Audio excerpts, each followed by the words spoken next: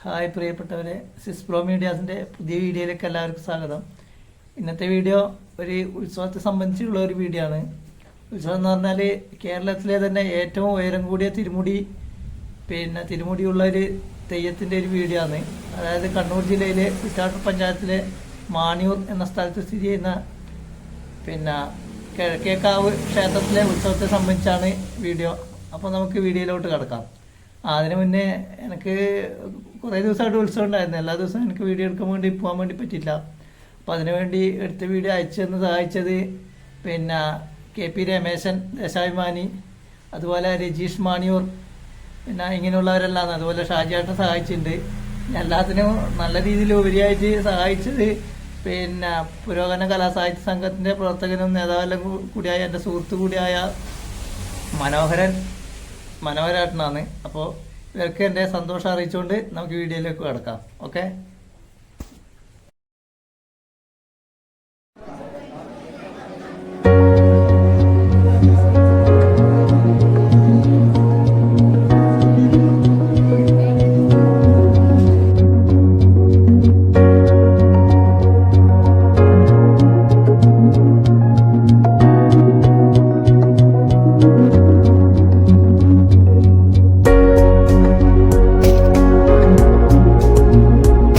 നമ്മുടെ ക്ഷേത്രത്തിൻ്റെ തിടപ്പള്ളീൻ്റെ നീളമാണ് ഇതിൻ്റെ ഉയരം. അതുപോലെ തന്നെ മുഖമണ്ഡപത്തിൻ്റെ വീതിയാണ് ഒടയുടെ വീതി, തിരുമുടിയുടെ വീതി. അതുപോലെ തന്നെ ഒരു കഴുങ്ങ് പൊളന്നു അതിൻ്റെ നടുക്കൊരു മുള വെച്ച് തോട്ടിപ്പൊട്ടെന്നാണ് പറയുക. അതിന് മുള വെച്ച് ചേർത്ത് അതിൻ്റെ അകത്ത് 4 കഴുങ്ങും 7 മുളയും വാരിയായി ചീന്തിയിട്ടാണ് ഇത് കെട്ടുന്നത്. മുഖാരെന്ന് പറഞ്ഞിട്ട് വളച്ചിട്ടൊരു ഇതുണ്ട്. ഇന്ന സ്ഥലത്ത് 4 കഴകൾ കെട്ടണമെന്നുണ്ട്. ഓരോ കഴക്കും ഇത്ര കോല് നീളം വേണമെന്നുള്ള കണക്കുണ്ട്. അത് കെട്ടാനുള്ള ആധികാരികമായിട്ടുള്ള ആൾക്കാരുണ്ട്. വ്രതത്തോടു കൂടി തന്നെ ചെയ്യണം.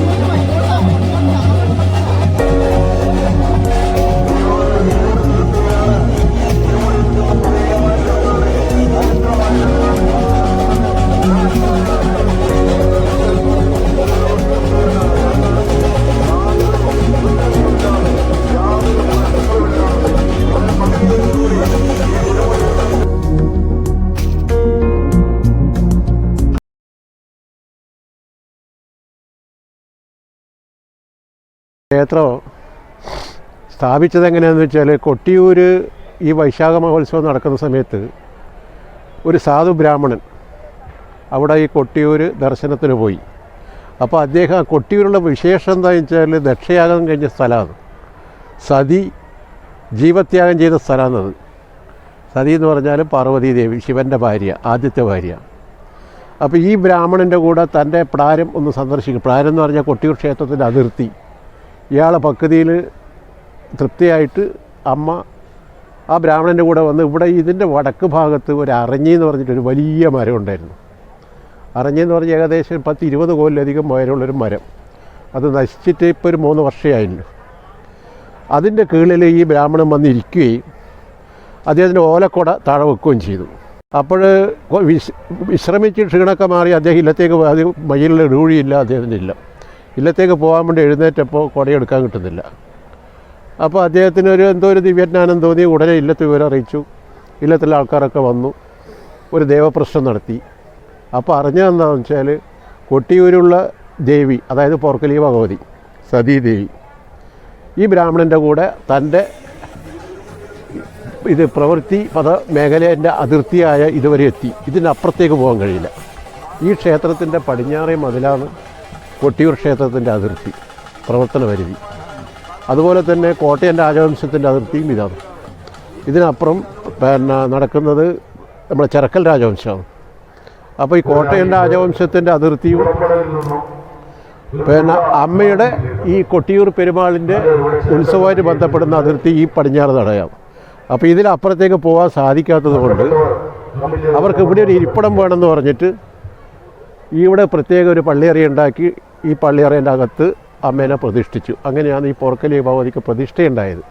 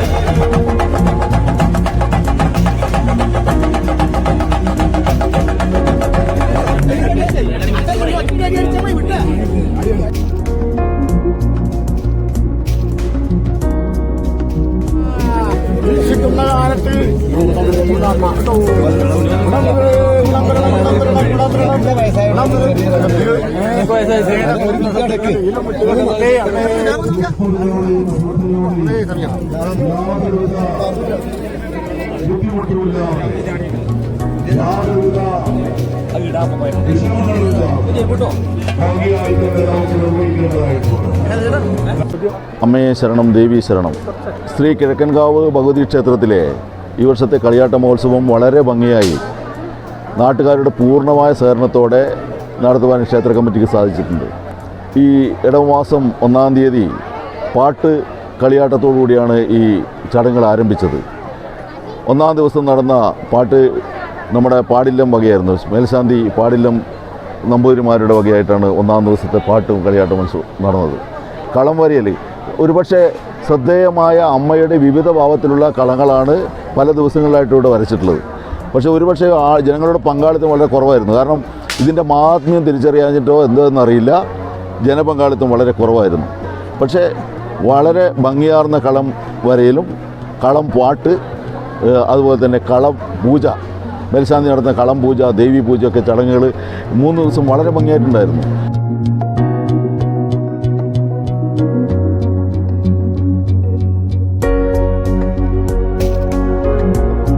അപ്പോൾ ഇവിടെ ഈ അറഞ്ഞതിൻ്റെ കീഴിലാണ് കുടിയിരുന്നതെന്ന് ഇപ്പം പ്രതിഷ്ഠിച്ചതെന്ന് പറഞ്ഞല്ലോ. ഈ കാവ് എന്ന് പറഞ്ഞാൽ കാവിനൊരു പ്രത്യേകമുണ്ട്. കാവ് എന്ന് പറഞ്ഞാൽ കാടുകൾ നിറഞ്ഞതും പിന്നെ അവിടെയുള്ള ക്ഷേത്രങ്ങൾക്ക് മേൽക്കൂരി ഉണ്ടാവില്ല.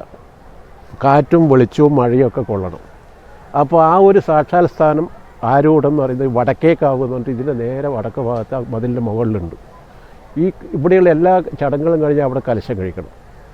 കലശം കഴിക്കുന്ന ആ സ്ഥലത്ത് ആദ്യകാലങ്ങളിൽ മനുഷ്യനെ കുരുതി കൊടുത്തിട്ടുണ്ട്, ആനേനെ കുരുതി കൊടുത്തിട്ടുണ്ട്, ആടിനെ കുരുതി കൊടുത്തിട്ടുണ്ട്. ഇങ്ങനെയെല്ലാം ആകുമ്പം ഈ ജനങ്ങളും മൃഗങ്ങളും ഒക്കെ ചത്തൊടുങ്ങിപ്പോകുമല്ലോ പരദൈവങ്ങളെ എന്ന് അമ്മ തന്നെ പറഞ്ഞതുകൊണ്ട് എനിക്ക് ഗുരുതി മതി എന്നുള്ളതിലേക്ക് എത്തിപ്പെട്ടു. അതൊരു കോഴിനെ അറുത്ത് ഒരു ഗുരുതി. ആ കോഴി അറവും ഇപ്പോഴും പാടില്ല. കാരണം എന്താ വെച്ചാൽ ഗവൺമെൻറ് അത് നിർത്തലാക്കി. അതുകൊണ്ട് ഒരു ഗുരുതിയിലേക്ക് സങ്കല്പത്തിൽ ചെയ്യുന്നു, അത്രയേ ഉള്ളൂ സങ്കല്പം. ഇവിടെ ഈ കിഴക്കൻകാവിൽ ഈ അമ്മേനെ പ്രതിഷ്ഠിച്ചതിന് ശേഷം ഒരു ഭൂതത്തിനെയും കൂടി പ്രതിഷ്ഠിച്ചിട്ടുണ്ട്. ഈ ഭൂതം എന്ന് പറയുന്നത് ശിവഗണമാണ്. കൊട്ടിയൂരിൽ നിന്നാണല്ലോ ഈ അമ്മ വന്നിട്ടുള്ളത്. സതീദേവിയുടെ ഭർത്താവ് ശിവനാണല്ലോ. അപ്പോൾ ഈ ദേവി പോകുമ്പോൾ ദേവീൻ്റെ സംരക്ഷണത്തിനായിട്ട് ശിവൻ്റെ ഒരു ഭൂതഗണവും കൂടി അമ്മേൻ്റെ കൂടി ഇവിടെ വന്നു, ഇവിടെ പ്രതിഷ്ഠ ചെയ്തു. അമ്മക്ക് ഈ നാട്ടിൽ ഒരുപാട് സ്വത്തുവകകളുണ്ടായി, ധനങ്ങളുണ്ടായി, സ്വർണ്ണമുണ്ടായി. അതിനൊക്കെ സംരക്ഷിക്കേണ്ട ഉത്തരവാദിത്വം ഈ ബോധത്തിൻ്റെതാണ്.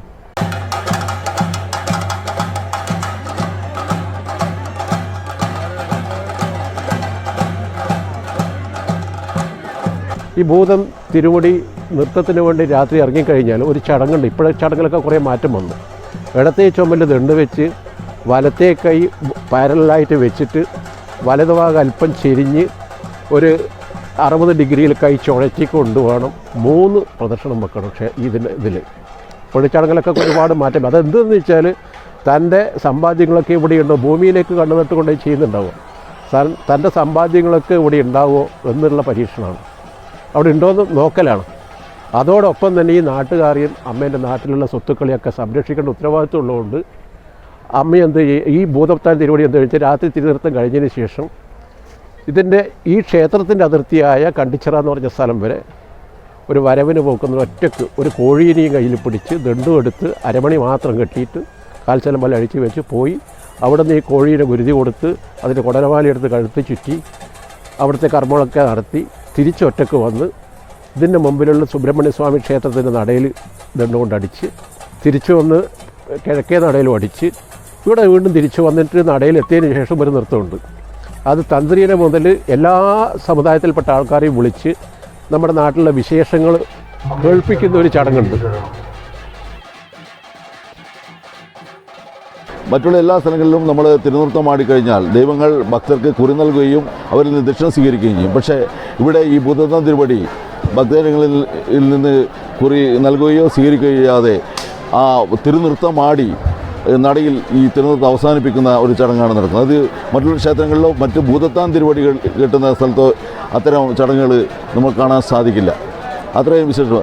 അതുപോലെ തന്നെ വിളിച്ചാൽ വിളിപ്പുറത്തെത്തുന്ന പരദേവതയായിട്ടാണ് നമ്മൾ കിഴങ്ങാവലമ്മയെ കണക്കാക്കുന്നത്. വടക്കേക്കാവിൽ കലശം മുഖേന കേൾപ്പിക്കുന്ന എല്ലാ കാര്യങ്ങൾക്കും ഇതുവരെ അനുഭവമില്ലാത്തൊരാൾ നമ്മുടെ നാട്ടിലില്ല എന്ന് തന്നെ പറയാം. അത്രയും ശക്തമത്തായ ചടങ്ങാണ് കലശം ചടങ്ങ്. അങ്ങനെ പേരും പ്രശസ്തിയും പെരുമയും കൊണ്ട് അനുഭവം കൊണ്ട് ഏറെ വിശേഷമുള്ള ജീവിതാനുഭവം കൊണ്ട് ഏറെ ശക്തിയുള്ള സമ്പുഷ്ടമായ സ്ഥലമാണ്.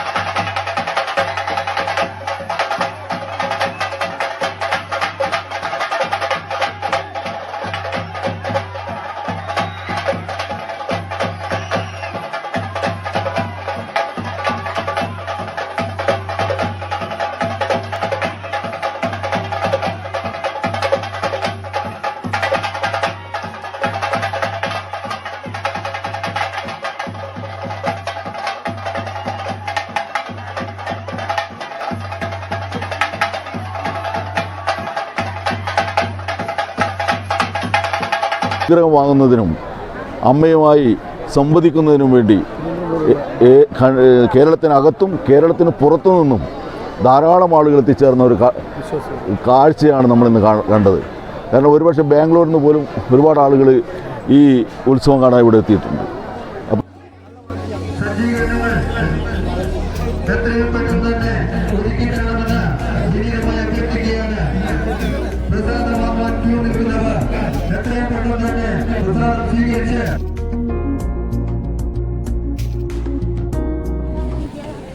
നമ്മളെ ചങ്ങായി ഷാജാട്ടനും മക്കളങ്ങൊക്കെ പോകുന്നുണ്ട്.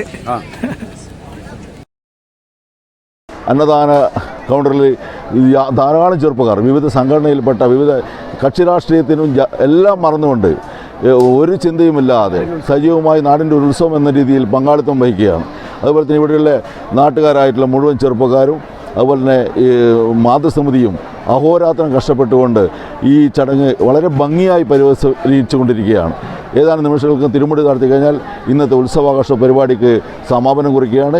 ഇനി ഒരു തുലാഭാരം തൂക്കലും വൈകുന്നേരം വടക്കേക്കാവിൽ നടക്കുന്ന ഏറെ ശക്തി അമ്മയുടെ ആരൂഢസ്ഥാനമാണ് വടക്കേക്കാവ്. വടക്കേക്കാവിലാണ് കലശം ചടങ്ങ് നടക്കുന്നത്. ആ കലശം ചടങ്ങ് കഴിഞ്ഞാൽ മേൽശാന്തി ശ്രീകോവിൽ നടയടച്ച് പോയി കഴിഞ്ഞാൽ പിന്നെ ആരും ഇവിടെ നിൽക്കാൻ പാടില്ല എന്നാണ് ചരിത്രം.